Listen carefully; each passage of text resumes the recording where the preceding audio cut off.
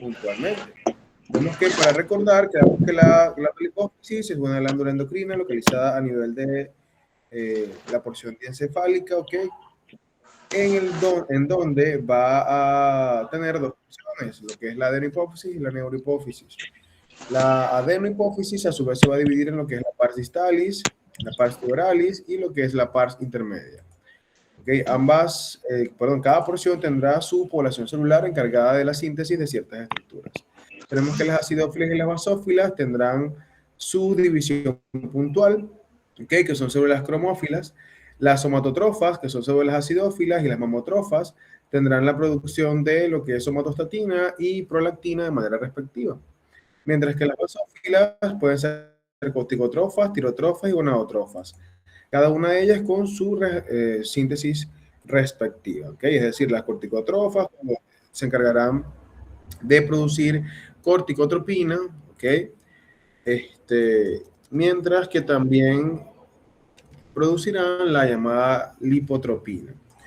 ¿Ok? Entonces es importante recordar que esta adrenocorticotropina se encargará de mediar lo que es la producción de las hormonas de la corteza suprarrenal para así generar la regulación de lo que es agua y sodio. En el caso de la hormona lipotropina, es una hormona que generalmente se va a encargar del proceso de asociación en lo que es la pigmentación y estimulación de los melanocitos.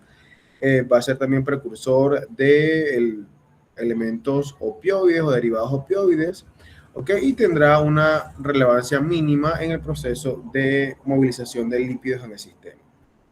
Tirotropina producirá hormona estimulante de la hormona tiroidea y la gonadotropina, FSH, LH, puntualmente. ¿Ok? Entonces, seguimos con el estudio puntual de estas estructuras. Entonces, cuando hablamos de la pars distalis de nuestra adenohipófisis también tendrá las células cromófobas. ¿Qué pasa? Las células cromófobas son células denominadas células cromófilas inactivas. Y básicamente esas cromófilas inactivas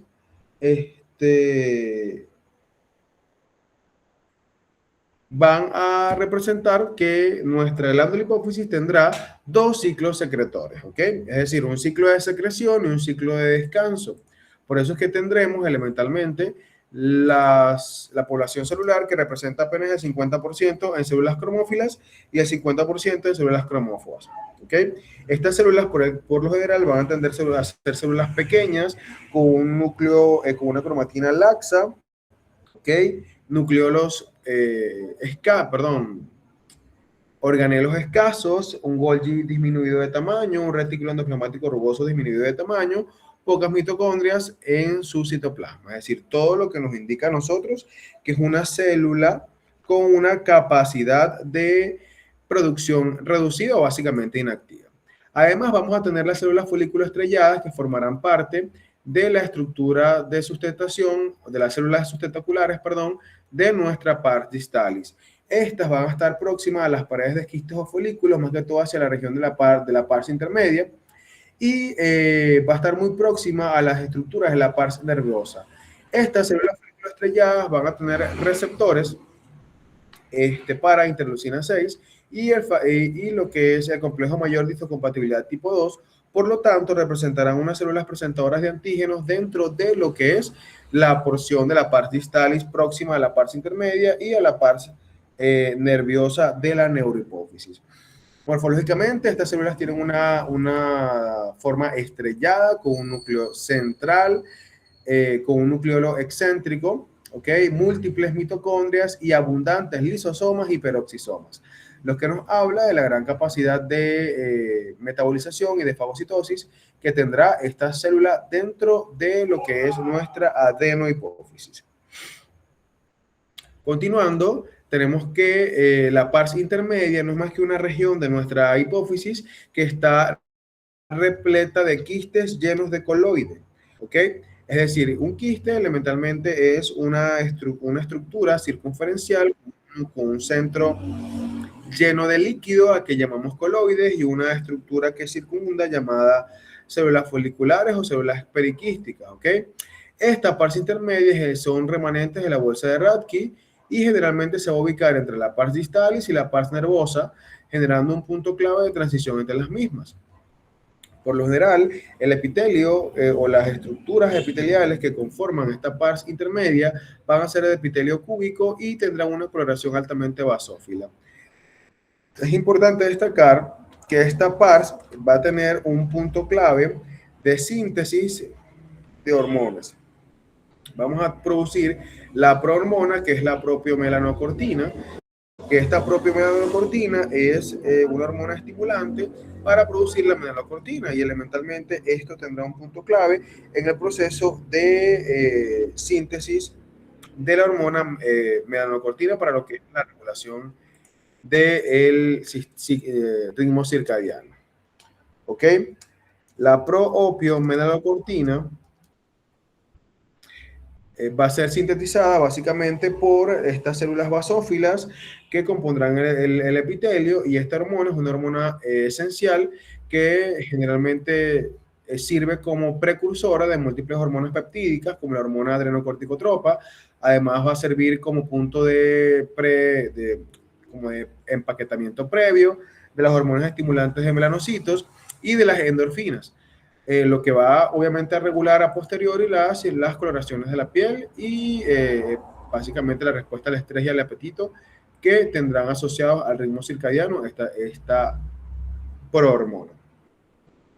Además, es importante destacar que este tipo de estructura va a tener la capacidad de producir hormona estimulante de melanocitos, la cual en su porción fundamental va a tener tres tipos de estimulación, que es la estimulación alfa, beta y gamma, asociada a los tipos de melanocitos que están dentro de nuestra conformación sistémica. ¿Ok? Entonces, podemos observar que esta porción de nuestra glándula hipófisis, vean que es una porción intermedia que elementalmente va a generar son prohormonas, ¿ok? Esenciales para otras hormonas dentro de nuestro ciclo metabólico. Luego tenemos a la pars tuberalis. La pars tuberalis es importante recordar que ella va a formar parte del tallo hipoficiario y generalmente va a componerse de células basófilas a cuboides, de células basófilas cuboides a cilíndricas bajas. Es una estructura altamente vascularizada porque recuerden que a través de ella es que discurre el sistema porta hipoficiario, ¿ok? Además, estas células, recuerden que va a representar la parte tuberal que circunda el tallo hipoficiario. Generalmente tiene unas capas muy delgadas de tejido conectivo que tienden a ser muy similares al tejido conectivo de la pia madre y del aracnoides. Esta parte es importante destacar que está dispuesta en cordones de células celulares que tienen gránulos densos pequeños con gotas de lípidos en su conformación y coloides llenos de glucógeno. Estos amigos van a tener receptores para la melatonina, ¿ok? Aunque no se sabe más allá de esto, de estos receptores, si la parte tuberal secreta hormonas específicas, algunas células contienen gránulos secretores que tal vez incluyen a hormonas como la FSH y la LH, ¿ok? Pero realmente este mecanismo de secreción mediado por la parte tuberalis no está 100% dilucidado, ¿ok? Algunos teóricos y algunos histofisiólogos establecen la producción de, como les dije, de hormonas foliculoestimulantes y luteinizantes. Sin embargo, esto todavía no ha sido 100% comprobado. Hasta ahora, de la adenohipófisis, esta es la única porción que no tiene una secreción específica, sino que más bien tiene receptores para una hormona producida por otra glándula, que es la melatonina. Cuando llegamos a la neurohipófisis, recordar que la neurohipófisis es la glándula hipófisis o localizada en la región posterior, y generalmente esta tenemos que recordar que se desarrolla a partir del crecimiento hacia inferior del hipotálamo, y generalmente esta estructura hipoficiaria se va a dividir en eminencia media, en infundíbulo y en la pars nervosa. ¿Ok? Hay que recordar que lo que es la eminencia media y el infundíbulo van a ser una continuación directa del hipotálamo, mientras que la pars nervosa va a ser la porción que compondrá en conjunto con la pars distalis de la adenohipófisis el proceso de porción más abultada de la glándula hipófisis. Esta estructura está dispuesta de manera fibrilar, en donde podemos ver la disposición de los axones que discurren por la estructura del infundíbulo hasta lo que es la parte nervosa. Básicamente esta va a secretar hormonas como son la hormona antidiurética o ADH y la vasopresina también denominada, y la hormona oxitocina. Dentro de los aspectos histológicos resaltantes tenemos que esta estructura está básicamente compuesta por axones provenientes de la vía hipotálamo-hipotalámica. Es importante recordar, muchachos, que estos axones son axones no mielinizados, ¿ok? Estos axones no mielinizados son claves porque van a desempeñar un punto esencial en la vulnerabilidad de esta vía en el proceso hipotálamo-hipotalámico. Entonces, estos axones van a ser provenientes de células neurosecretoras cuyos cuerpos celulares van a encontrarse en los núcleos supraópticos y supraventriculares. Obviamente que estos son núcleos nerviosos que están a nivel hipotálamico. Estos señores van a penetrar en la hipófisis posterior para terminar cerca de los capilares en el plexo capilar secundario. ¿Ok? Y recordar que a través de los cuerpos de Herring, básicamente vamos a tener esta capacidad de poder secretar los elementos puntuales. ¿Ok? Estos cuerpos de Herring básicamente van a ser unas... ya va, que sigue uniéndose gente. Vamos a ver si va a seguir uniéndose personas, porque y entra, entonces ajá. Pierdo el hilo con cada persona que acepto. Entonces, sí, son cositas.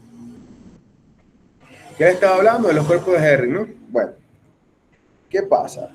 Cuando nosotros hablamos de los cuerpos de Herring, básicamente son dilataciones que se dan a nivel del telodendrón axonal de la vía hipotálamo-hipoficiaria, y estas estructuras, por lo general, son distensiones que tienden a teñirse con la tinción de hematoxilina con cromo y alumbre, ¿ok? Que van a verse como unas dilataciones mucho más negruzcas, ¿ok? Grisáceas negruzcas a nivel del corte histológico, y se le denominarán básicamente cuerpos de Herring. Y a nivel de estos cuerpos de Herring, elementalmente van a acumularse en múltiples gránulos neurosecretores que van a liberarse en función del requerimiento sistémico a el torrente sanguíneo para generar su función específica. El contenido de estos gránulos se libera primero al espacio perivascular de los capilares fenestrados del plexo capilar y después se vierte directamente sobre el torrente sanguíneo. Y esto obviamente va a ser como un mecanismo de aseguramiento para evitar los falsos positivos en cuanto a las secreciones exageradas. Es decir, la secreción de oxitocina y la secreción de vasopresina están muy reguladas desde el punto de vista nervioso y también asociadas a su proceso de retroalimentación propio de la vía hipotálamo-hipoficiaria con el órgano específico. ¿Ok? Hay un punto clave, y es que esta porción de nuestra glándula hipófisis tiene unas células que son llamadas células gliales de esta estructura. Recordar que la célula glial, por así decirlo, de la adenohipófisis son las células folículo estrelladas, ¿ok? Que son células no secretoras que constituyen una población grande dentro de esta porción de la pars distalis de nuestra adenohipófisis. Sin embargo, en el caso de la neurohipófisis, la homóloga de estas células serán los pituicitos. Estos pituicitos básicamente ocupan alrededor del 25% del volumen de la pars nervosa. Son similares a las células neurogliales de nuestro sistema nervioso central, es decir, similares a más que todo a los astrocitos en cuanto a su morfología. Y estas representan unas células de superficie estructural, perdón, de superficie de apoyo estructural para los axones que llegan a la pars nervosa, los cuales básicamente van a envainarse en torno a los pituicitos y generarán un punto de apoyo importante que servirá de anclaje tanto para el axón como para los cuerpos de Herring. ¿Ok? Estos pituicitos por lo general se caracterizan por tener a la microscopía óptica gotas de lípidos dentro de su citoplasma, además poseen pigmentos del hipocromo y filamentos intermedios que van a ser característicos de su tinción, pero estos filamentos intermedios van a ser característicos más que todo a la microscopía electrónica. El punto aquí es que estos señores van a representar un punto clave para el eje de sostén estructural de toda nuestra glándula hipófisis. ¿Hasta ahora hay alguna duda respecto a lo que hemos visto de glándula hipófisis? ¿Hay alguna duda? Eso es relativo. Ok, ajá. Además de lo relativo de Agustín, ¿hay alguna otra duda asociada al contenido? Ok, entonces, acabando glándula hipófisis, pasamos a la siguiente en orden anatómico, que es la glándula pineal.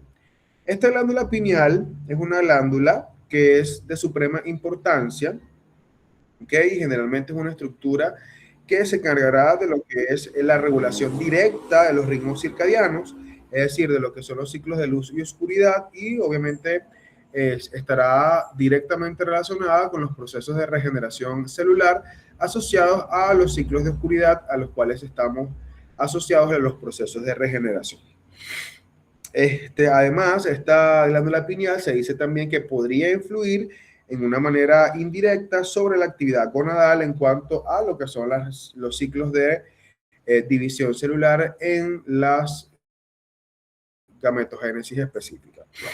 La glándula pineal, o también denominado cuerpo pineal, es una glándula que va a estar localizada en la línea media del techo del diencéfalo y generalmente se extiende al tallo, mide aproximadamente de 5 a 8 milímetros por 3 a 5 centímetros de ancho, pesa aproximadamente 120 gramos y está recubierto por pía madre. Esta glándula está compuesta por los pinealocitos y básicamente van en conjunto con las células intersticiales a conformar el cuerpo celular los cuerpos celulares de esta estructura glandular. Los vasos sanguíneos por lo general van a penetrar en la glándula a través de los tabiques que penetran por la pía madre, ¿ok? Y generalmente van a irrigar la célula y van a encargarse de formar también los procesos de drenaje venoso sinusoidales derivados de los puntos de anclaje a las conexiones de pía madre en las circunvoluciones cerebrales. El punto acá es que estos pinealocitos, vean que los pituicitos son de la glándula pituitaria o de la hipófisis. Los pinealocitos son de la glándula pineal, son dos cosas diferentes, ¿ok? Así que pendiente. Cuando hablamos de los pinealocitos, estos son células parenquimatosas de la glándula pineal, son células poco basófilas, realmente tienen una tinción bastante clara, tienen dos prolongaciones largas, cuyas dilataciones terminales se aproximan a los capilares del proceso de drenaje. Sus núcleos básicamente son esféricos, con un núcleo muy prominente. Pero ¿qué ocurre? El proceso de secreción de esta glándula, por lo general, es durante el día.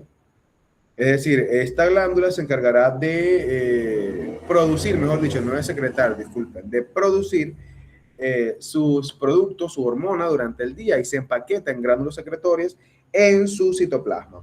Luego, cuando percibimos la disminución de la intensidad lumínica del entorno a través de nuestros conos y bastones, entonces esta estructura, estos gránulos se liberan al torrente sanguíneo apenas se disminuye la intensidad lumínica en el entorno, lo que marcará básicamente el proceso de secreción del ritmo circadiano. El punto aquí es que esta estructura va a estar muy asociada a el estímulo lumínico, ¿ok? Y tienen un núcleo muy grande asociada a su gran capacidad metabólica. El producto secretor de estas señoras va a ser la melatonina, ¿ok? La cual va a ser sintetizada a partir del triptófano y liberada, repito, durante la noche. Va a ser producida en el día y liberada durante la noche o durante el proceso de disminución de la intensidad lumínica percibida por la retina en la vía óptica. Además, esta melatonina va a inhibir la liberación de la hormona de crecimiento y la gonadotropina en la hipófisis e hipotálamo respectivamente. Generalmente la melatonina induce la sensación de somnolencia, por lo que algunas personas la usan como complemento farmacológico para combatir el insomnio. ¿Ok? Básicamente la melatonina va a ser una hormona que puede proteger el sistema nervioso central por su capacidad para captar y también para eliminar radicales libres que producen estrés oxidativo en todo el sistema, lo que obviamente genera un punto de partida para iniciar el proceso de regeneración celular sin aumentar la cantidad de células respectivas. Es por eso que la hormona de crecimiento no se ve aumentada o no se ve propiciada por la hormona de melatonina. En otras palabras, ese cuento de que en la noche que crecemos es embuste, es mentira. ¿Ok? En la noche lo que ocurre básicamente es el proceso de regeneración celular que va a estar asociado a una recarga metabólica que posterior al ciclo de oscuridad empezamos así al proceso de creación de músculo, creación de hueso, que se da básicamente al final del periodo de sueño. Es decir, cuando nosotros estamos ya al finalizando el sueño es que realmente ocurre el proceso de activación metabólica de las estructuras de crecimiento. ¿Ok? Porque disminuye la cantidad de melatonina en el sistema, empiezan a aumentar la intensidad lumínica percibida y elementalmente eso arranca la maquinaria metabólica a nivel del tejido óseo y el tejido muscular para aprovechar el proceso de regeneración que hubo en la noche y posteriormente aumentar unas tallitas. Pero obviamente eso va a variar, eso va a depender del sexo, teniendo entonces los hombres que crecer hasta los 18 años, y perdón, hasta los 21 años, y las mujeres crecen en talla hasta los 18 años. Así que pilas con eso. ¿Ok? Luego vamos a tener también las células intersticiales. Estas células intersticiales básicamente se piensa que son células de la neuroglia semejante también a los astrocitos, que están dispersas a través de los pinelocitos y en particular son abundantes a nivel del tallo pineal. Ese tallo pineal que lleva hacia el diencéfalo, que está más o menos por acá, que está más o menos por esta área. Entonces, ¿qué ocurre? Esta estructura realmente no tenemos una función establecida para ella de manera tácita, solo se sabe que tiene un núcleo alargado, una tinción bastante basófila y un retículo endoplasmático rugoso bastante desarrollado, unos granulitos de glucógeno y sus prolongaciones celulares son largas, abundantes, con filamentos entre medios, microtúbulos y miofilamentos. El punto aquí es que esta señora todavía no tiene una función específica más allá de una función estructural intersticial, puesto que no se encarga de producir, no es que le da sostén a los pinelocitos, pero está allí, pues, con una forma morfológica parecida a los astrocitos. Hay un punto clave y es distintivo de la glándula pineal y son esos puntos cuando nosotros tenemos un paciente que le podemos hacer una tomografía, vemos unos puntos hiperdensos a nivel de justo esta estructura de la glándula pineal y esos puntos hiperdensos son como consecuencia de las concentraciones de fosfato, pero principalmente de carbonato de calcio a nivel de esta estructura, que se depositan de manera espectacular en forma de anillos concéntricos, ¿ok? Alrededor de una matriz orgánica proteica. Estas estructuras de depósito circunferencial se llaman cuerpos arenáceos o también arena cerebral. Por lo general, estos empiezan a aparecer en la niñez y aumentan de tamaño y en cantidad durante toda la vida. Por lo tanto, es raro encontrar un niño con más de un cuerpo arenáceo, pero sí podemos encontrar a un adulto con más de 3 cuerpos arenáceos. Aquí podemos ver en detalle, vean lo precioso que se ve el cuerpo arenáceo y vean cómo es el depósito de las estructuras de carbonato de calcio en torno al núcleo proteico. Vean qué bello se ve, ¿ok? Y si yo veo esta estructura dentro de un parénquima, obviamente voy a estar ante la presencia de la glándula pineal, ¿ok? Entonces vean que la glándula pineal tiene una estructura clásica que la diferencia del resto de las estructuras encefálicas y elementalmente esa es los cuerpos arenáceos, ¿ok?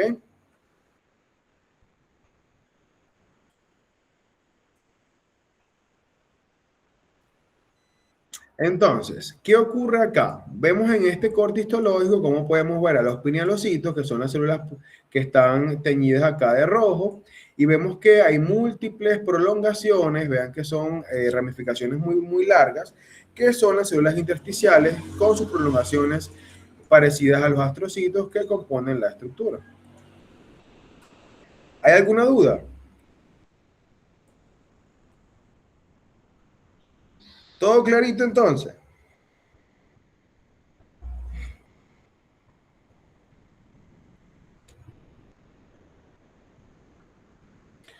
Ok, entonces para acotar es importante resaltar que estos cuerpos arenáceos, ellos también tienen su ciclo, su punto de reciclo, ya que ellos pueden generalmente reducir su tamaño cuando la glándula pineal está secretando de forma activa, pero pueden aumentar su tamaño cuando está en periodos, en el periodo de secreción, perdón, el periodo de producción de la hormona melatonina. Es decir, ella disminuye su tamaño cuando secreta y aumenta su tamaño cuando sintetiza el pinealocito o la glándula pineal. Ahora pasamos a una de las glándulas magníficas y más bonitas de nuestro sistema endocrino, que es la glándula tiroides. Recordar que la glándula tiroides es una glándula ubicada en la porción anterior del cuello, que generalmente está dividida en dos lóbulos, bueno, el lóbulo derecho, el lóbulo izquierdo y este lóbulo piramidal, que es un vestigio embriológico, y ella generalmente está en relación íntima en su cara posterior con las hormonas paratiroideas. Esta señora va a encargarse de producir las hormonas trillotironina, que es la T3, la tiroxina, que es la T4, y la calcitonina. Esta producción de la glándula tiroides va a estar asociada a la estimulación por la hormona estimulante de la glándula tiroides, o también llamada TSH o tirotropina, ¿ok? Que va a estimular la estructura glandular de nuestra glándula tiroides para poder secretar su producto específico. Esta glándula tiroides va a estar recubierta por una cápsula delgada de tejido conectivo, denso y regular, altamente colagenoso y elementalmente esta glándula va a envolver tanto el lóbulo derecho como el lóbulo izquierdo y el lóbulo piramidal en conjunto con el istmo que une las estructuras. Hay que destacar que este lóbulo piramidal es accesorio, puede estar como no puede estar en nuestros pacientes. Y generalmente cuando está este lóbulo piramidal, no es más que un vestigio embriológico de la vía de descenso del primordio. ¿Se acuerdan? El primordio tiroideo, por allá, por embriología, que hace su descenso desde su origen en la lengua en formación a través del conducto tiroidoso.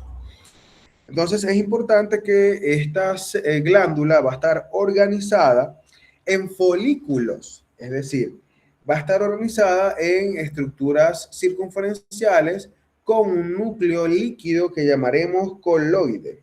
Y es en este coloide que vemos aquí rosadito, en donde se almacena las hormonas, ¿ok? Circunscritas por estas celulitas que vemos acá, que son las células foliculares, ¿ok? Que van a circunscribir o van a delimitar la estructura de nuestro folículo tiroideo. Entonces, es importante destacar que cada folículo se rodea de elementos delgados de tejido conectivo, compuestos sobre todo por fibras reticulares que contienen plexo capilar abundante, pero también van a estar compuestas por las células antes mencionadas, que son las células foliculares y las parafoliculares. Generalmente estas células están divididas por una lámina basal muy delgada de tejido conectivo laxo, que va a dividir las células foliculares de las parafoliculares. ¿Okay? Estas células foliculares tienden a ser células cúbicas o planas, es decir, dependiendo de si estamos ante la producción más de folículo tiroideo. ¿Ok? Entonces, pendiente que la única la única glándula que vamos a ver en disposición folicular es la glándula tiroidea. Estas células foliculares, o también llamadas células principales, tienen un núcleo típico del epitelio cúbico simple, es decir, un núcleo central, ¿ok? Un núcleo central redondo a ovoide que generalmente tiene dos nucleolos. Y el citoplasma tiende a ser bastante basófilo, En ocasiones, su retículo endoplasmático rugoso está distendido y hay muchas zonas sin ribosomas. Estas células también pueden poseer múltiples lisosomas que van a estar localizados en un plano apical, mitocondrias en forma de bastón y un complejo de Golgi supranuclear. Es decir, que en general este Golgi va a estar muy parecido a la disposición del Golgi de las neuronas. ¿Ok? Entonces, es importante destacar que este Golgi supranuclear es clave. ¿Por qué? Porque es un punto esencial en el proceso de síntesis de estas hormonas tiroideas. Ajá, Cristiano Rolando. ¿Quién es Cristiano Rolando?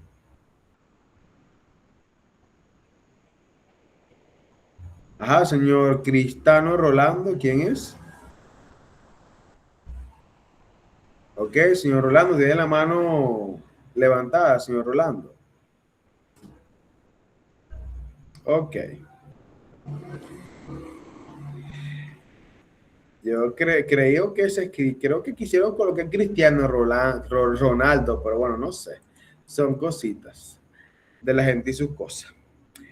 Entonces, vamos a tener que las células foliculares son las que se van a encargar de... Ok, vamos a ver. Ok, Rosalinda, sigue gente agregándose. Entonces, lo que les decía. Ajá, entonces, ojo, este perfil de Cristiano Rolando está grabando la clase, ¿ya? Para que sepan. Entonces, ¿qué ocurre? Estas células foliculares son las células principales en el proceso de síntesis de las hormonas tiroideas. Vamos a tener que las otras células accesorias son las células parafoliculares. Estas células parafoliculares también son llamadas células claras o células C, ¿ok? Que tienen también el nombre de basales, es decir, dependiendo de la literatura donde ustedes estudien, a las parafoliculares pueden llamarlas células C, células basales, células claras o células perifoliculares, ¿ok? Cualquiera de ellas básicamente es la misma cuestión. Las células parafoliculares por lo general van a tener una tinción mucho más pálida que las células foliculares y ellas van a estar localizadas detrás de las foliculares, por eso se llaman parafoliculares, en forma de racimos, ¿ok? Pero nunca van a llegar a la luz del folículo, ¿ok? Estas células generalmente tienden a ser un poquito más grandes que las células foliculares, pero solo constituyen el 0,1% de la estructura de nuestra glándula tiroides. Por lo tanto, van a tener un núcleo redondo, un retículo endoplasmático rugoso moderadamente desarrollado, mitocondrias alargadas y un Golgi bien desarrollado, gránulos secretores y densos, pero bastante pequeños, dispersos en la porción apical. Y elementalmente, su producto de secreción va a ser la calcitonina, o también llamada la tirocalcitonina, que recuerden que es una hormona que inhibe la resorción ósea por los osteoclastos y en consecuencia va a reducir las concentraciones sanguíneas de calcio. La liberación de calcitonina básicamente se estimula cuando hay un valor de calcio aumentado en el torrente sanguíneo. O sea, es decir, la glándula tiroides va a responder tanto a la vía hipotálamo hipoficiarias, ¿ok? Como también a las concentraciones séricas de electrolitos como el calcio. Entonces vean que es una glándula bastante importante para el sistema, ya que va a encargarse de procesar de estos dos tipos de señales y así generar un proceso importante de regulación inmediata. Que esa regulación va a ir asociada tanto al metabolismo como a las vías puntuales asociadas a la homeostasis del calcio. Estos coloides por generalmente están almacenados en folículos que tienen de 50 micras a 1 milímetro de diámetro y son fácilmente identificables.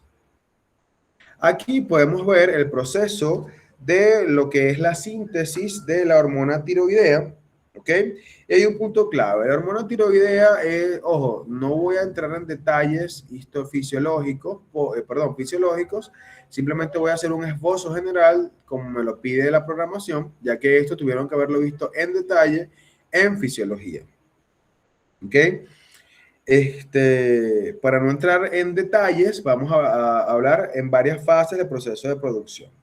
Elementalmente, lo primero que necesitamos es un aporte de yodo al sistema, ya que el yodo es esencial para la síntesis de estas hormonas tiroideas, tanto T3 como T4.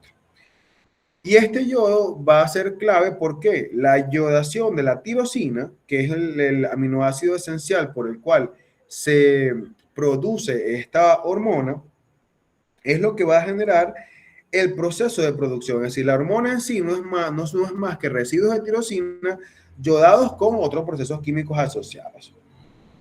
Esta yodación ocurre en las células foliculares, que es la que estamos viendo. Entonces vamos a tener que generalmente esta síntesis de hormonas tiroideas va a hallarse o va a ser muy sensible a las regulaciones de yodo en el sistema y también a lo que es la estimulación de la hormona estimulante de la glándula tiroides o la TSH, ¿ok?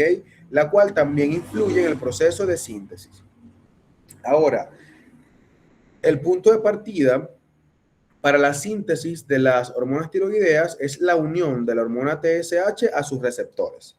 Una vez que ocurre esta unión, básicamente se desencadena la producción de AMP cíclico, que tiene como resultado la activación de las sinasas respectivas de proteína A, y esto va a derivar en la síntesis o la activación enzimática para la T3 y la T4. Entonces, este detalle que vemos acá es clave porque nos indica, vemos cómo a nivel de lo que es el capilar, vean que se aporta tanto aminoácidos como yodo a la hormona, a la célula folicular. ¿Qué pasa? Esta captación de yodo y esta captación de aminoácidos también es propiciada por la misma hormona TSH. Entonces, una vez que la TSH activa a través de proteínas sinasas todas las enzimas propias del metabolismo, entonces va a empezar un proceso que se divide en dos fases. El proceso de síntesis proteica y el proceso de empaquetamiento del yodo. Una vez que ese yodo entra a la célula o sigue por la vía del aparato de Golgi para ser empaquetado.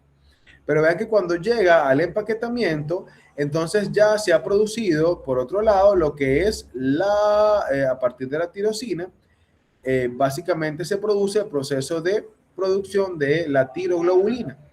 ¿Ok? Esta tiroglobulina, vean que pasa por un proceso de glucosilación y también pasa por un proceso de oxidación puntual. Entonces, esta tiroglobulina es básicamente modificada químicamente en el aparato de Golgi, y la tiroglobulina, que recuerden proviene del proceso de modificación química de la tiroxina, ¿ok? Como aminoácido clave. Esta tiroglobulina, esta proteína, va a ser excretada por exocitosis a el coloide. Entonces, este proceso de exocitosis va a ser clave. ¿Por qué? Porque esta tiroglobulina va a tener un extremo libre para la asociación al yodo que fue previamente oxidado en este aparato de Golgi. Entonces, cuando yo secreto la tiroglobulina y secreto el yodo al coloide, ocurre la yodación de tiroglobulina, ¿ok? Inmediatamente dentro del coloide, y esto obviamente genera un punto clave en el proceso de estimulación de la vía.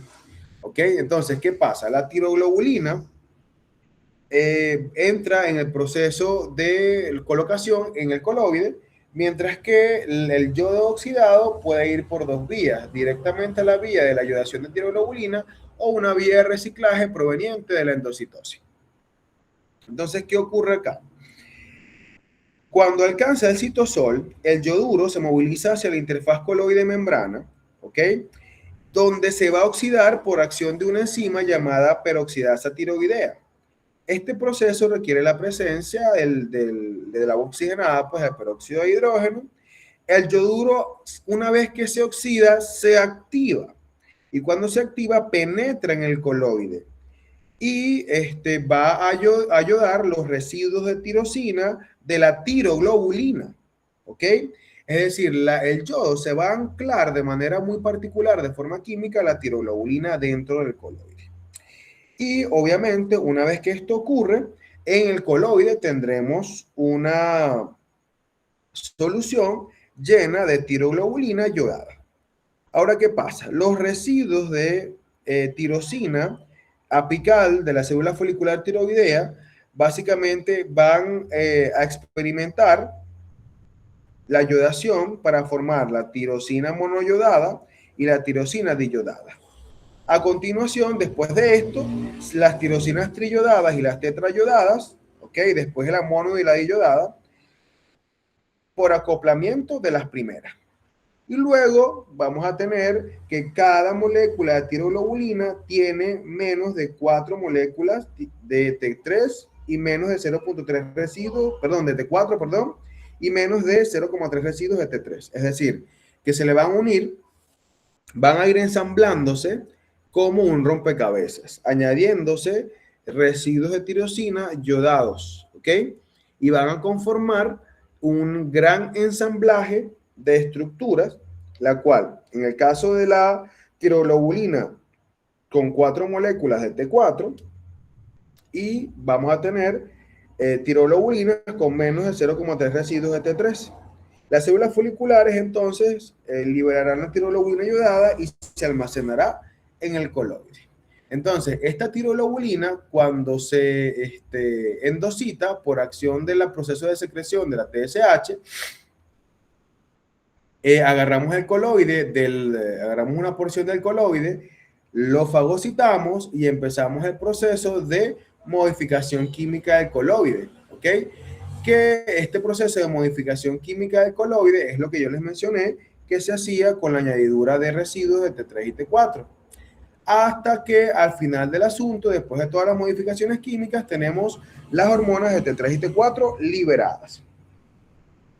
Es importante resaltar que esta liberación va a ser mediada por la enzima deshalogenasa de yodotirosina, la cual es clave para este proceso de producción.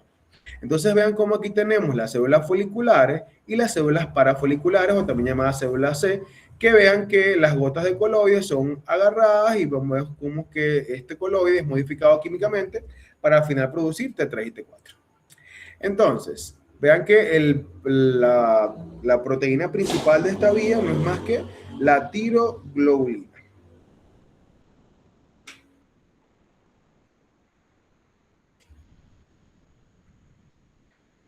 Seguimos. Ahora, hay un punto clave que tenemos que destacar y es la utilización de estos parámetros.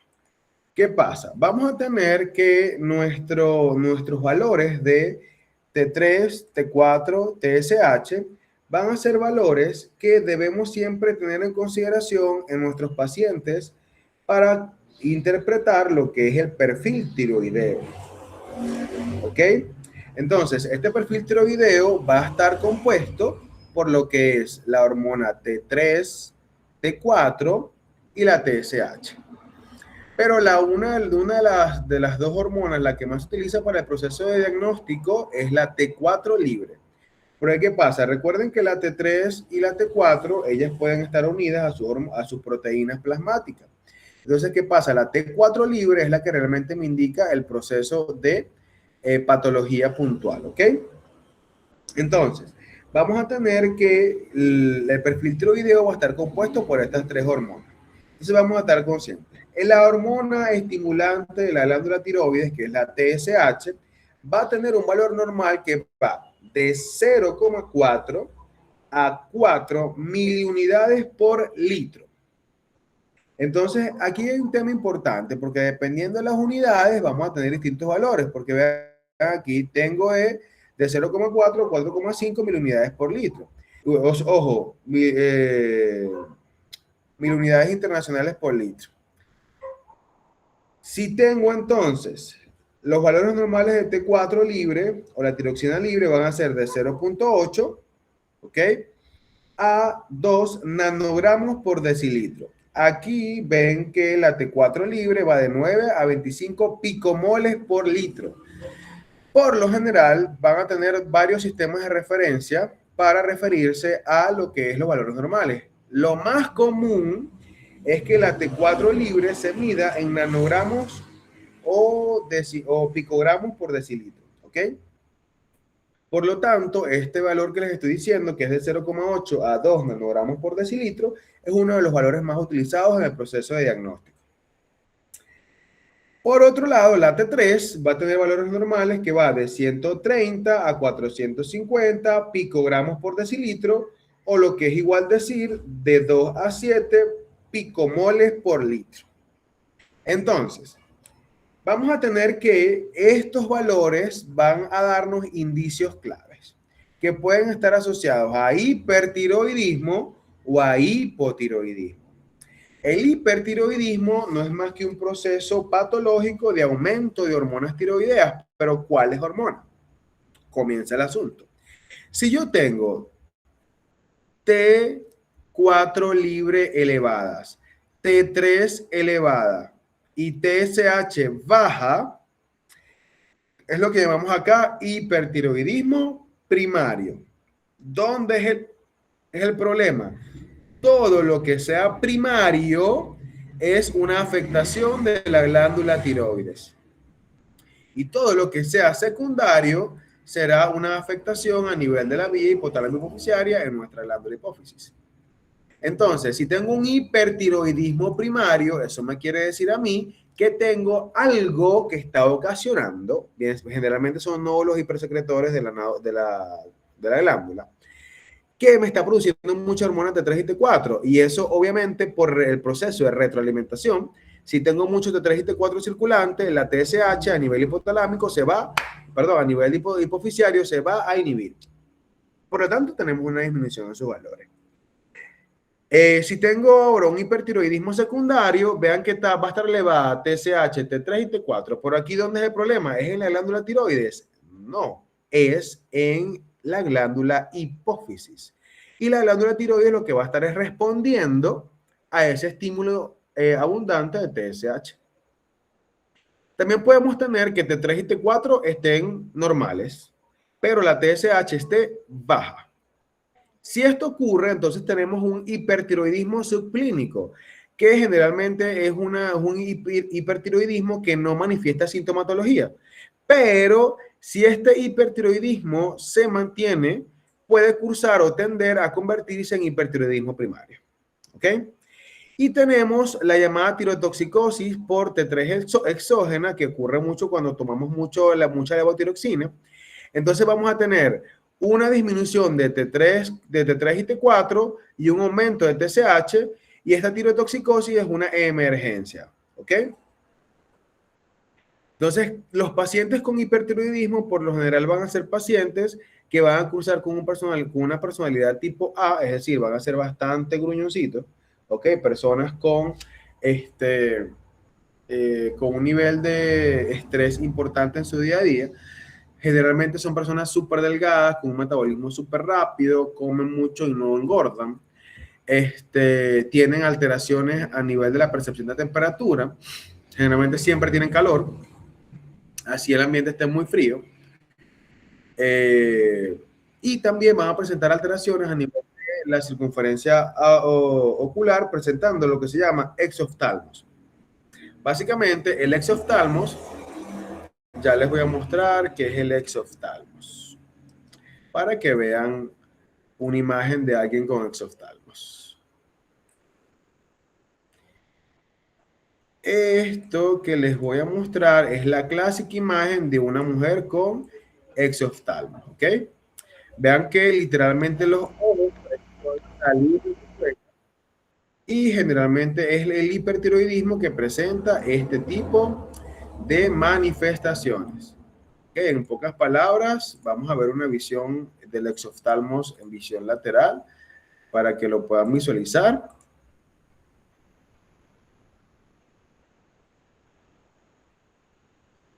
A ver, espera que se ponga, porque entonces, como les decía, este exoftalmos es clave para mantener el proceso, para poder identificar este hipertiroidismo. Ojo, no quiere decir que todo paciente con exoftalmos, que básicamente vean cómo están los ojos saltando de sus cuencas, va a tener hipertiroidismo, pero es uno de los síntomas característicos que si vemos una persona con exoftalmos es importante corroborar las otras clínicas y el paraclínico para poder determinar el proceso de hipertiroidismo.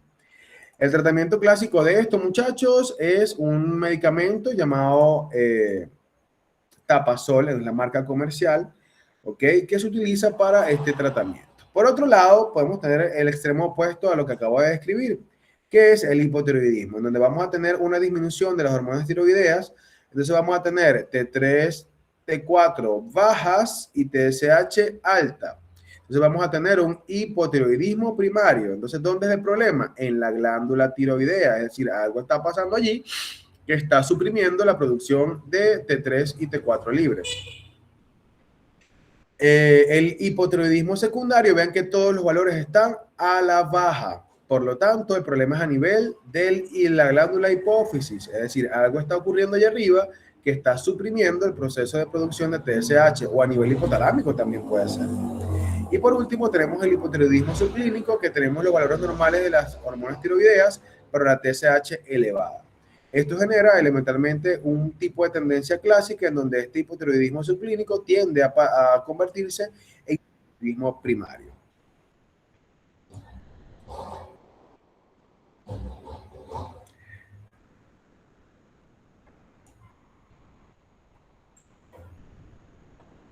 Se diferencia elementalmente por la clínica, ¿ok? El hipotiroidismo, vean que son las mismas manifestaciones en cuanto a los paraclínicos, ¿ok? Sin embargo, la tirotoxicosis es un proceso bastante agresivo en el sistema metabólico, ¿ok? La tirotoxicosis elementalmente es un síndrome clínico que está causado por un exceso de estas hormonas tiroideas y generalmente el paciente va a presentar taquicardia, palpitaciones, puede presentar ansiedad, irritabilidad, temblores finos, puede presentar elementalmente un aumento de frecuencia cardíaca muy elevado, ¿ok? Y esto es una urgencia metabólica. Y esta urgencia metabólica debe tratarse de manera inmediata, ¿ok? En cambio, el paciente con hipotiroidismo primario, de manera natural, por afectación de la glándula tiroides, va a tener síntomas parecidos. Sin embargo, la tirotoxicosis se causa por un consumo externo de T3, la cual priva la vía hipotálamo, la vía tiroidea, y obviamente se genera un proceso de disminución de T3 y T4 libre por aumento de TSH. Pero la clínica de la tirotoxicosis se atiende de inmediato. En cambio, el hipotiroidismo primario es una patología ya crónica con síntomas no tan intensos. ¿Ok?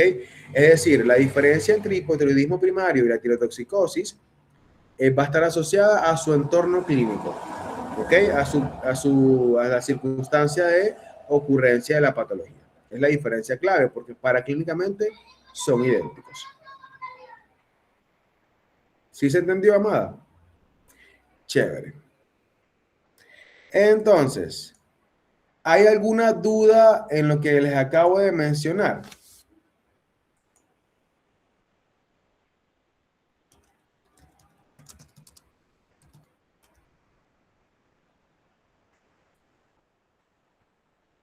Ok. Entonces, ¿qué pasa? Tenemos también un proceso de hipertiroidismo asociado a un trastorno inmunitario, que este hipertiroidismo se llama enfermedad de Graves, ¿ok? O de Graves-Weissenthal. Esta enfermedad es una condición en donde el sistema inmunitario produce anticuerpos que atacan a la glándula tiroides, ¿ok? Obligándola a producir un exceso de hormonas.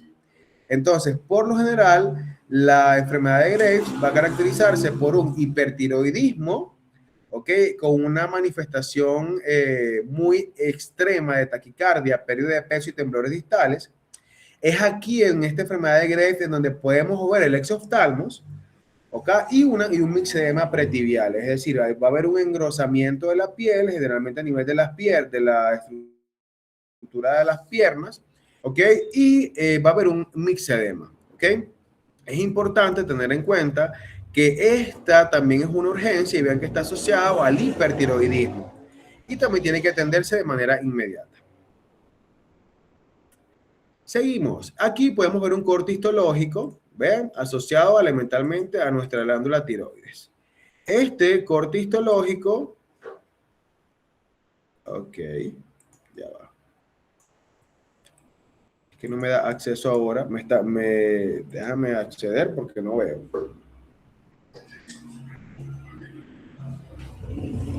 O sea, mi laptop está presentando rollos que elementalmente, de momento, no me deja acceder a las pestañas que abro igual.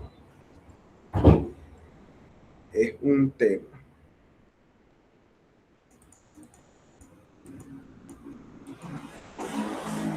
Ok, ya me dejó acceder. Entonces, como les decía, vamos a tener este punto clave en la identificación histológica en el proceso de producción. Cristo bendito.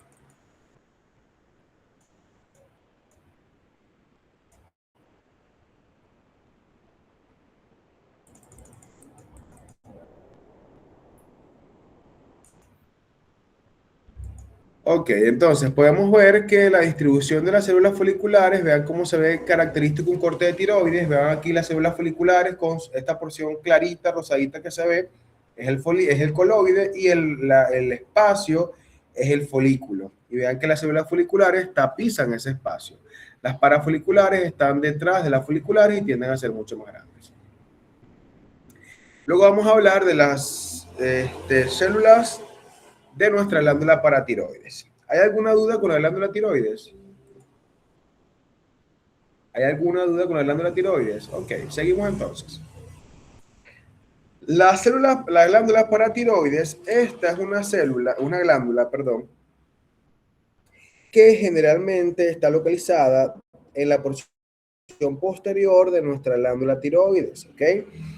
Esta está en número de 4, generalmente derivan de las bolsas faringias, tienen un color amarillo pardo in vivo y tienen unas medidas morfológicas de 5,5 por 3 milímetros, son ovales y entre las 4 pesan 130 gramos, entre las 4. La ausencia de estas glándulas por lo general es incompatible con la vida, ¿ok? Es decir, si nosotros a nivel embrionario no tenemos glándulas paratiroides o lo que se llama agenesia de las glándulas paratiroides, eso es incompatible con la vida, ¿ok? Ahora, esta glándula a lo largo de nuestro crecimiento tiende a infiltrarse con adipocitos, ¿ok? Y esa infiltración es propia del proceso de degeneración de la glándula. Y es por eso que en la medida que nosotros vamos envejeciendo, tenemos mayor fragilidad ósea, porque esta glándula básicamente va a regular las concentraciones sanguíneas de calcio y su relación directa también con el fosfato dentro del hueso. Por lo tanto, si esta amiga se infiltra de adipocitos a lo largo de la vida, eso quiere decir que vamos a empezar a tener menor resistencia ósea por deficiencia de calcio en el hueso. Estas señoras van a encargarse de la producción de una hormona llamada paratormona. Esta hormona, paratormona, o la PTH, va a actuar a nivel del tejido óseo, a nivel del tejido renal y a nivel de los intestinos, pero especialmente a nivel del intestino delgado. Y esto es para poder conservar la concentración óptima de calcio tanto en sangre como en el líquido intersticial. En condiciones normales, la glándula paratiroides generalmente se ubica en ambos polos, tanto el superior como inferior, ¿ok? Tanto el superior como inferior de mi glándula tiroides. Generalmente esta estructura va a encargarse de desarrollarse embriológicamente a partir de la tercera o cuarta bolsa faríngea y por lo general tiende a crecer con mucha lentitud y alcanza su tamaño máximo alrededor de los 20 años. Estas células va a estar compuesta por dos células principales, por dos células básicamente. Las células principales y las células oxífilas. Las células principales son las más abundantes del parénquima paratiroideo, van a medir aproximadamente de 5 a 8 micras de diámetro. Son células pequeñas, pues tienen un núcleo central redondo y bastante claro. Ellas pueden tener dos estados, pueden estar en estado de reposo y en estado activo. Estas células, vean que no van a responder a el proceso de estimulación hormonal proveniente del hipotálamo o de la hipófisis, ¿ok? Ellas van a responder es a la concentración de calcio y de fósforo en el medio sanguíneo. Por lo tanto, una vez que estas células van a a registrar este proceso, lo hacen a través de un cilio aislado que puede prolongarse al espacio intracelular y que generalmente sirve como sensor de las concentraciones de calcio y de fósforo en el sistema. El precursor de la hormona paratiroidea se llama preproparatiroidea, la hormona preproparatiroidea que se sintetiza en estas células principales y que generalmente es el punto de partida para la síntesis de la hormona proparatiroidea y después se sintetizará la hormona paratiroidea. ¿Ok? Entonces, esta hormona paratiroidea, recuerden que generalmente va a promover lo que es la regulación de los niveles de calcio en el sistema y va a estar asociada para mantener los niveles de calcio dentro de los valores normales, es decir, dentro de 8.5 y 10,5 miligramos por decilitro. Las concentraciones de calcio en líquidos corporales pueden descender por muchas cosas, pero cuando descienden, entonces las hormonas principales van a aumentar la producción de la hormona paratiroidea, que generalmente aumenta su índice de secreción 10 veces una vez se registran estos procesos de disminución de calcio sérico. Y posteriormente, en lo que es la hormona paratiroidea y la calcitonina, su interrelación en respuesta a estos niveles de calcio va a representar un mecanismo doble para regular los valores de este ion y generalmente asociar una correcta homeostasis. Por un lado, la paratormona va a actuar mediante el incremento de las concentraciones de calcio, pero la calcitonina, sin embargo, tiene el efecto opuesto. ¿Ok? Entonces hay que estar pendiente porque es una relación recíprocamente opuesta asociada a un mismo estímulo. Entonces, estas células principales van a tener un factor clave en el proceso de síntesis y de formación de hueso, ¿ok? Incluso en la resorción ósea, porque obviamente esta paratormona activará a los osteoclastos para poder aumentar los niveles de calcio. Y por otro lado, la calcitonina activará a los osteocitos y a los osteoblastos para formar hueso. Entonces ahí estará. Ahí tienes esa dualidad. Por un lado, cuando hay poco calcio, tengo que aumentar los niveles de calcio por paratormona. Y por otro lado, cuando hay mucho calcio, entonces lo que hago es producir calcitonina para usarlo y disminuir los niveles. Y así van. Pero en ese proceso, obviamente, entrará el fosfato como punto clave. ¿Se entendió este asunto?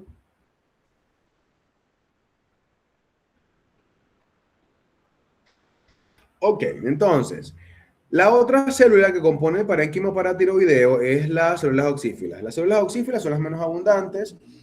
Estas células oxífilas, básicamente, se dice que son las células inactivas principales. Es decir, cuando las células principales, perdón, se inactivan, se transforman en oxífilas. ¿Ok? Estas señoras, básicamente, no tenemos una función asociada específica. Ok, lo que sí sabemos es que existe como un punto histomorfológico intermedio entre lo que es la activación metabólica de las células principales. Estas células tienen un diámetro de 6 a 10 micras, ok, es decir, van a ser un pelo más grande que las principales. Sin embargo, son menos abundantes. Seguimos. Aquí podemos ver, veamos cómo aquí tenemos lo que es la glándula tiroides. Tenemos acá lo que es la cápsula de la glándula tiroides, que es una cápsula conjunta entre las dos estructuras. Y luego divisamos lo que es el parénquima de la glándula paratiroidea. ¿Ok? Aquí podemos ver las glándulas oxífilas, que son las menos abundantes y las más grandes del parénquima. Y luego que vean que tienen una tinción clara. Y luego tenemos a las células principales, que son las más abundantes del parénquima.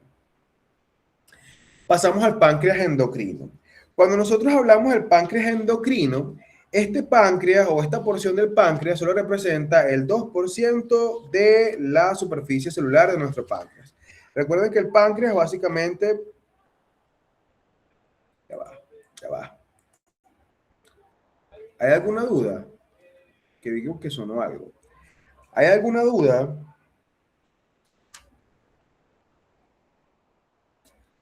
Bueno, entonces, como les decía, el páncreas es un órgano, ¿ok? Que es mixto, tiene una porción exocrina, que representa el 98% de la superficie celular del páncreas, y el otro 2% representa entonces a nuestra porción endocrina, que está circunscrita y organizada en el parénquima celular en forma de cúmulos celulares que están atravesados por sinusoides vasculares. Estos cúmulos son denominados islotes de Langerhans y aproximadamente, perdón, hay de 3.000 células por cada islote, ¿ok? Lo que aproximadamente serán unos 3 millones de células en nuestro páncreas.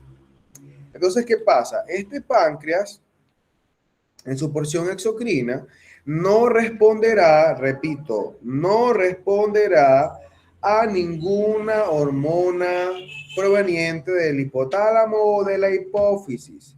Vean que la última hormona que hemos visto hasta ahora, la última glándula, perdón, que responde a esta vía hipotálamo hipoficiaria es la tiroides.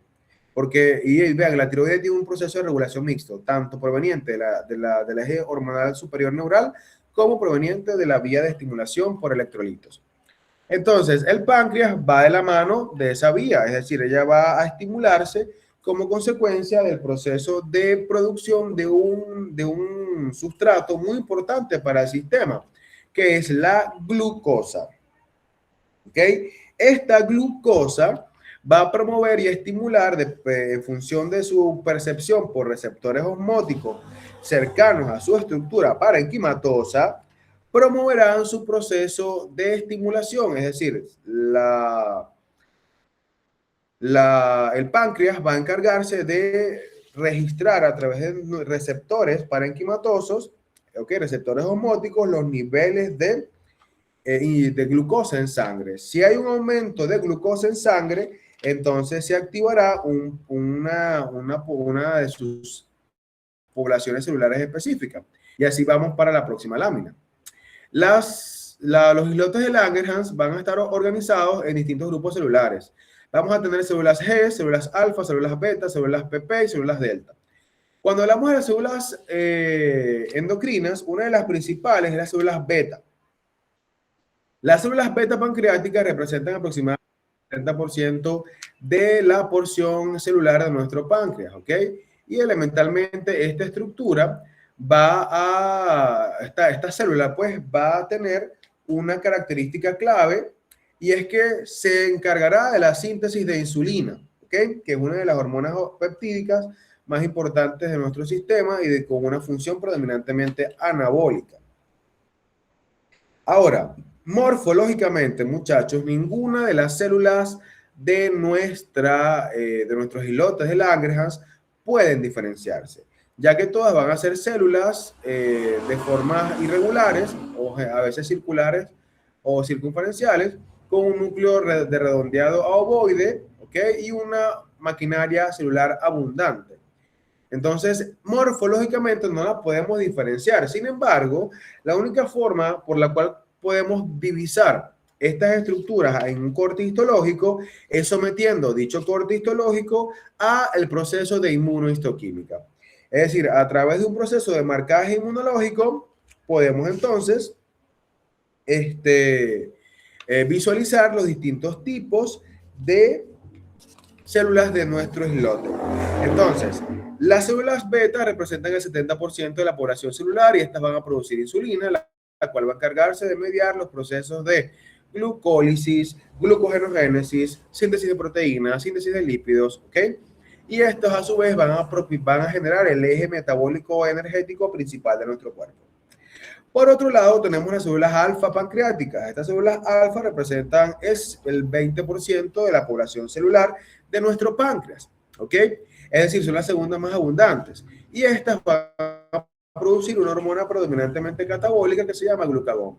Este glucagón va a promover lo que es los catabolismos de las grandes macromoléculas.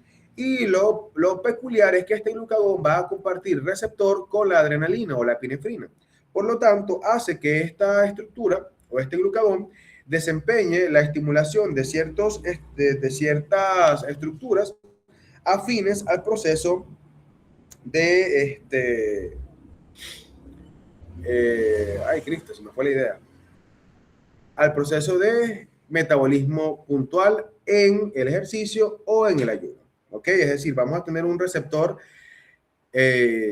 afín tanto para adrenalina como para glucagón en los distintos procesos metabólicos. Si yo estoy bajo adrenalina, eso quiere decir que estoy en ejercicio, y si estoy en el proceso de glucagón, estoy en el ayuno. Las células beta, ellas van a estar dispersas por todo el islote, pero generalmente pueden verse concentradas en el centro del mismo. Las células alfa están distribuidas en la periferia del islote. ¿Ok? El diámetro de las células beta tiende a ser de 300 nanómetros. Bueno, de las células, no, de los gránulos, básicamente. ¿Ok? Mientras que el diámetro de los gránulos de las células alfa tiende a ser de 250 nanómetros. ¿Ok? Ahora, si hablamos de las células de menor cuantía, tenemos las células delta, que pueden ser de dos tipos, delta 1, son células D y D1. Estas células D están dispersas por todo el islote, tienen gránulos que tienen diámetros de 350 nanómetros, que son homogéneos. Las células D va a producir somatostatina y las células D1 péptido intestinal vasoactivo. Esta somatostatina va a tener función paracrina y función endocrina. La función paracrina es que va a inhibir la liberación de las hormonas del propio páncreas, ¿ok? Y obviamente eso también va a estar asociado a las enzimas pancreáticas. Y si hablamos de su función endocrina, entonces ella va a disminuir las contracciones del músculo liso del tubo digestivo y de la vesícula biliar, por ende, y disminuirá el proceso de producción de peristaltismo y también de secreción de bilis.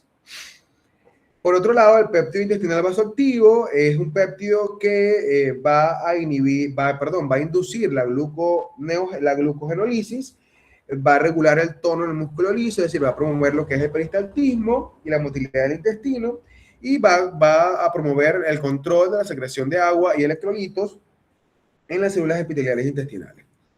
Estas células delta representan aproximadamente el 5% de la población celular, es decir, son las terceras más abundantes. Por otro lado, tenemos las células G, que son las células que van a encargarse de producir gastrina, y estas representan aproximadamente el 1% de las células de nuestro islote, y estas señoras también van a estar dispersas por todo el islote y van a encargarse de su producto, pues la gastrina, va a encargarse de la estimulación de la producción de ácido clorhídrico en las células parietales del estómago. Por último, tenemos a las células PP, que ellas van a estar dispersas por todo el islote, van a representar menos del 1% de la población pancreática endocrina, y van a producir una hormona llamada polipéptido pancreático. Este polipéptido pancreático va a inhibir la secreción exocrina de nuestro páncreas, es decir, va a inhibir la secreción de las enzimas pancreáticas. ¿Hay alguna duda?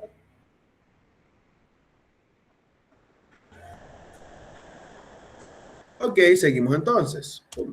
Y vemos acá un corte histológico donde podemos ver los acinos pancreáticos, que vean que tienen una tinción bastante característica, muy parecidas a las glándulas salivales. Sin embargo, vemos los islotes de Langerhans circunscritos en su conformación. Y recordar que los islotes de Langerhans tendrán dentro de su parénquima sinusoides vasculares. Pasamos entonces a la glándula suprarrenal. La glándula suprarrenal, estas son glándulas pares, ¿ok? Es decir, son dos glandulitas que tienen orígenes embriológicos diferentes, ya que la corteza tiene un origen mesodérmico, mientras que la médula tiene un origen a nivel de la cresta neural, es decir, a nivel del ectodermo neural, ¿ok? Deriva del ectodermo o del neuroectodermo. Entonces, esto deja a esta glándula que tenga una función de regulación clave, es decir, tiene un sistema dual de regulación. La corteza responderá a la vía hipotálamo hipoficiaria, ¿ok? Mientras que la médula responderá al sistema nervioso autónomo simpático, ¿ok? Estas glándulas suprarrenales van a estar localizadas retroperitonealmente, se van a hallar en los polos superiores de ambos riñones, ¿ok? Como lo pueden ver acá, y están incluidas en tejido adiposo, la llamada grasa perirrenal. Las glándulas, tanto derecha como izquierda, ellas no son iguales, ¿ok? De hecho, la derecha tiende a ser de forma piramidal, si mal no recuerdo, mientras que la izquierda tiende a tener una forma más creciente, como una forma más alada hacia la porción superior, ¿ok? Y va a verse con un diámetro mucho más ancho en relación al borde interno del riñón izquierdo. Es decir, estas glándulas básicamente van a ser diferentes en su morfología y elementalmente, pero su morfología macroscópica, pues, pero su morfología microscópica es básicamente la misma.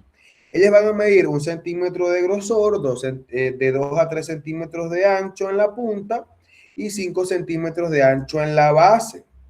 Ambas pesan entre 7 a 10 gramos cada una y generalmente el 90% de la porción glandular representará la corteza, que iría desde la porción superficial hasta la porción más profunda, mientras que la porción profunda celular representará el 10% y corresponderá a la médula. Es importante destacar que esta glándula va a tener una irrigación asociada a las arterias diafragmáticas inferiores, las arterias suprarrenales medias y las arterias renales propiamente, ¿ok? Estas ramas van a pasar sobre la cápsula, penetrarán en ella y formarán el plexo subcapsular. Del plexo subcapsular saldrán las llamadas arterias corticales cortas, que formarán una red de capilares sinusoidales, ¿ok? En la porción cortical, y formarán lo que es el chute arteriovenoso en la región cortical, hasta llegar al drenaje venoso en la porción venosa, en la porción medular, perdón. Es decir, la irrigación que entra por la cápsula de la glándula, al final, en el chute arteriovenoso, termina drenando en el sistema venoso de la médula, en la vena medular. Entonces, vamos a tener que la corteza de la glándula va a dividirse en zonas, proviniendo desde la superficial a la profunda de la siguiente manera: la zona glomerulosa, la zona fasciculada y la zona reticulada. La zona glomerulosa, ella básicamente va a encargarse de producir mineralocorticoides, como por ejemplo la aldosterona. La zona fasciculada va a encargarse de producir glucocorticoides y hormonas sexuales. Glucocorticoides como la cortisona o la dihidroepiandrosterona, que es una hormona sexual precursora de los andrógenos masculinos. Y la zona fasciculada básicamente va a encargarse de producirse hormonas sexuales, ¿ok? La fasciculada producirá glucocorticoides, mientras que la reticulada son las hormonas sexuales. Mientras que la médula se encargará mediante la estimulación de neuronas preganglionares simpáticas, ¿ok? De producir adrenalina o noradrenalina. Entonces, vamos a tener que las tres tipos de hormonas de la corteza que les acabo de mencionar, es decir, los mineralocorticoides, los glucocorticoides y las hormonas sexuales, son las llamadas las hormonas corticosteroideas. Es decir, son hormonas derivadas del colesterol que se producen en la corteza suprarrenal. ¿Ok? Y al producirse en la corteza suprarrenal tienen ese nombre de corticosteroideas. ¿Ok? Es importante destacar que estas hormonas tendrán una función específica dentro del proceso. Ahora, ¿qué pasa?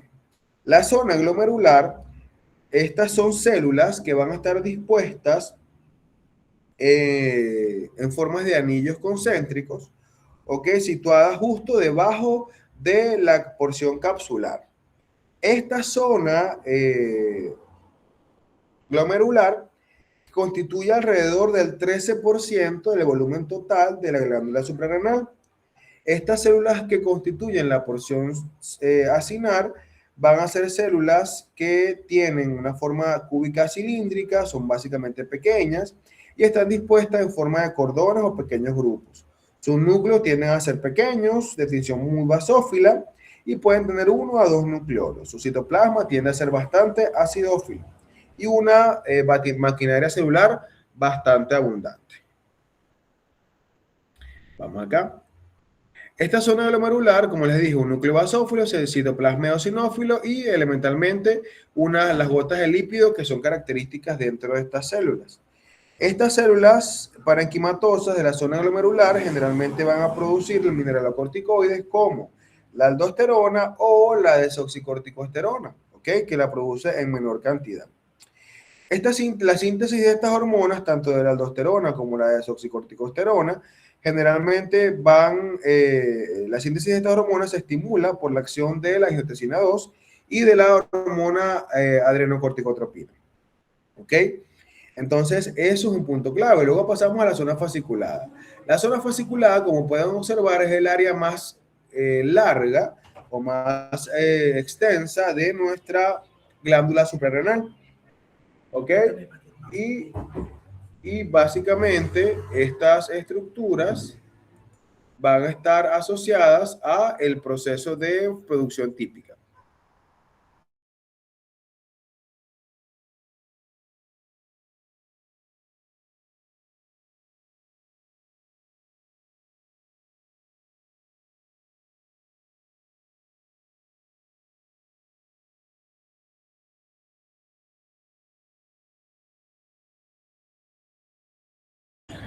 Hola, ¿me escuchan? Por un Sí, momento estoy hablando y no Sí, sé, creo. doctor.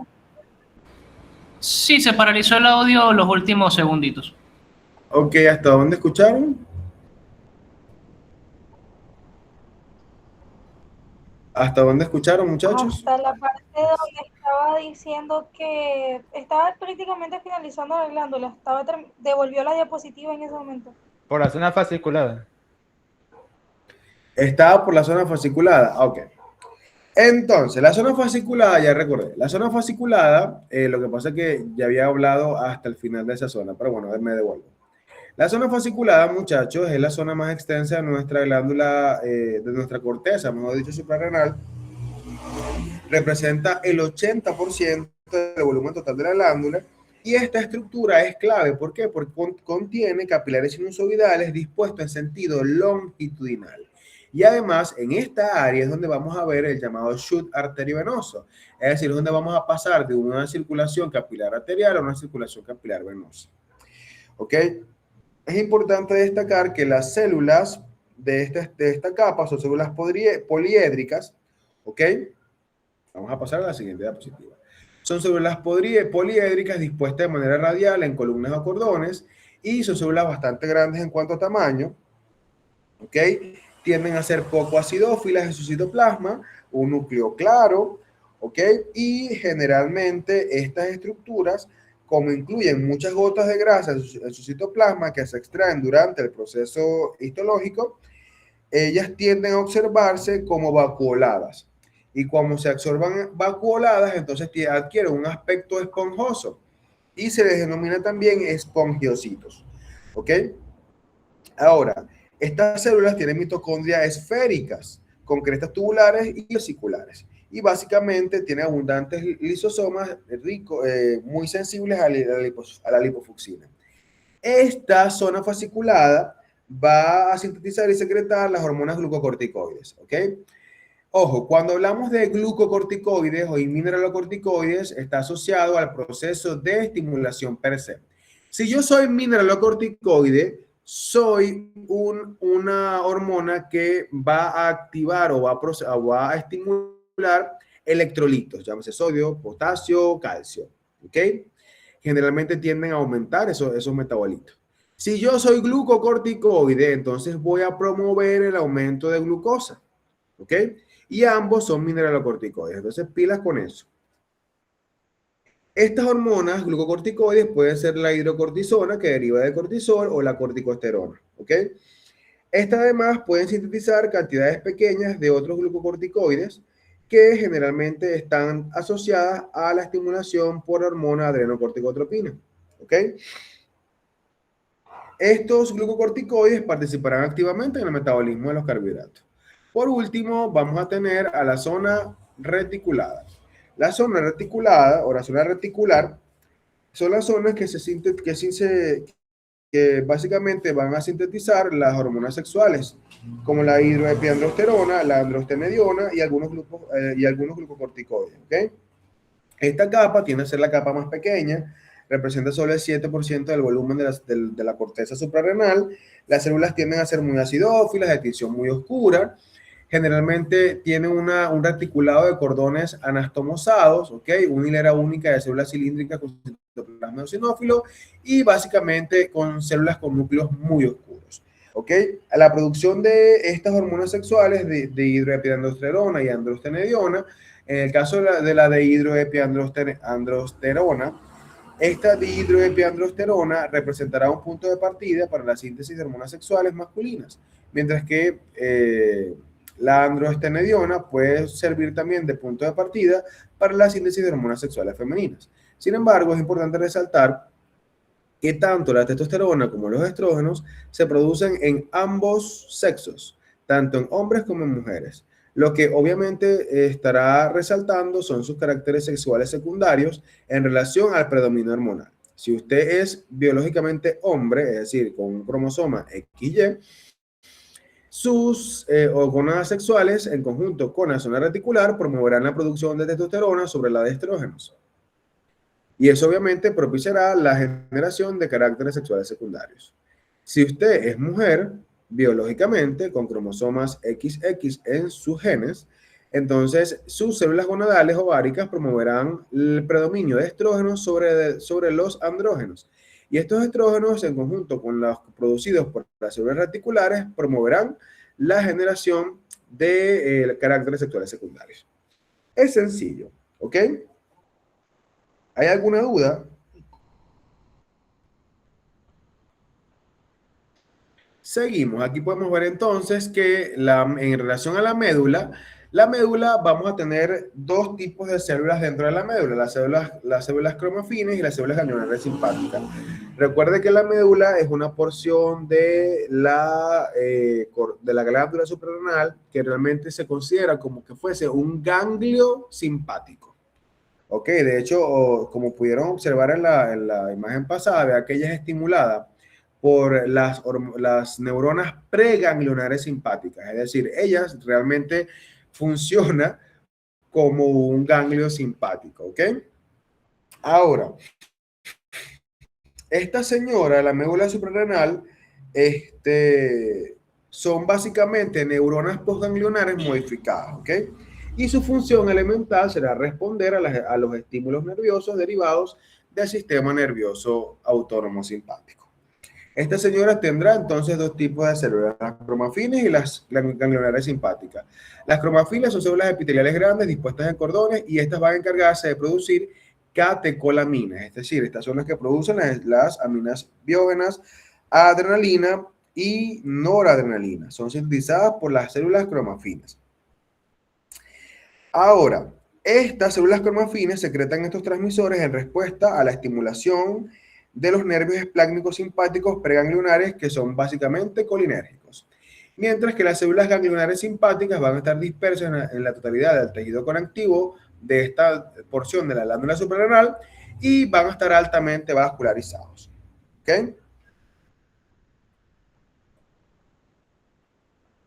Aquí podemos ver cortes histológicos donde vemos la zona, lo que es la cápsula de tejido conectivo, vean la arteria que está penetrando la cápsula, la grasa perirenal, eso en la porción superior, la zona glomerular, la fasciculada, la reticular y aquí en la porción inferior la médula.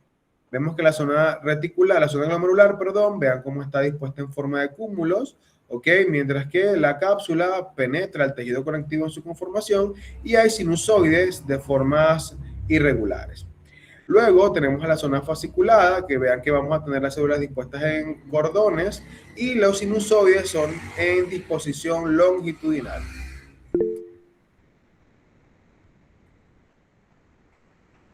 Ajá, Luis Mari, te escucho. Profe, una pregunta. Entonces, las células postganglionares simpáticas estimulan a las células cromafines, ¿o cómo se da la estimulación de ellas? Acuérdate que las células cromafines, ellas reciben estimulación de las células preganglionares simpáticas, que estas células preganglionares simpáticas derivan de los nervios esplácnicos simpáticos preganglionares. ¿Me entiendes? Entonces, estas neuronas que derivan de este nervio esplácnico simpático llega y toca a las cromafines y las estimula para producir. Es decir, que estas cromafines realmente son como unas neuronas postganglionares modificadas. Ok, profe, gracias. Vale, entonces como les decía, las fasciculadas Los sinusoides son en forma longitudinal y las células dispuestas en forma de cordones. Y mientras que tenemos la célula reticular, que vean que están las células oscuras, que son las células con un núcleo súper basófilo, y los sinusoides dispuestos de forma muy reticulada. Y las células de esta región reticular están dispuestas de manera muy anastomosada, es decir, muy juntas. Por último, vemos acá lo que es la estructura de la médula suprarrenal, donde vemos abundantes estructuras venosas, es decir, sinusoides venosos, y vemos aquí las células cromafines y las ganglionares simpáticas que conformarán el parénquima de la estructura. ¿Hay alguna duda al respecto? No. Ok, entonces recuerden que nuestra mayor debilidad radica en renunciar. La forma más segura de tener éxito es siempre intentarlo una vez más. Ok, esto lo dijo el señor Thomas Edison, uno de los más grandes inventores y también plagiadores de la historia. Sin embargo, este señor tuvo múltiples fracasos en toda su carrera. Ok, y generalmente gracias a su pericia y viveza, actualmente se le atribuyen muchos inventos como la bombilla, la electricidad, en fin. Ok, pero este hombre fue el vivo ejemplo de nunca se rindió, siempre siguió creyendo en su potencial. Y lo mismo ustedes tienen que hacer con cada reto que tengan, ¿ok? Básicamente creer en su capacidad de superar los obstáculos y en su capacidad de salir adelante. Además, ya tienen de ventaja una cosa importantísima y es que son venezolanos. Y de venezolano donde se pare es excelente, ¿ok? Entonces, sin más preámbulos, mi gente, gracias por su atención, ¿ok? ¿Hay alguna duda respecto a? ¿A cuándo el pago del parcial?